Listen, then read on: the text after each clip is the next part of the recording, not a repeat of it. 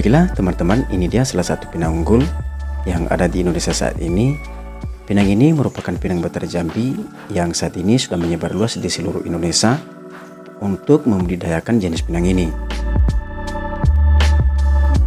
termasuk di Kepulauan Nias, Provinsi Sumatera Utara, tepatnya di Kabupaten Jember sendiri.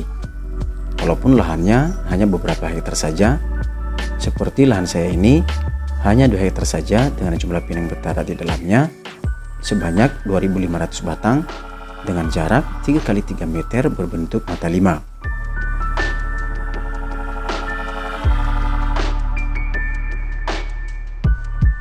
Baiklah teman-teman, jangan skip videonya, silahkan tonton sampai habis dan jangan lupa like, komen, subscribe dan aktifkan loncengnya agar teman-teman mendapat notifikasi pada video selanjutnya.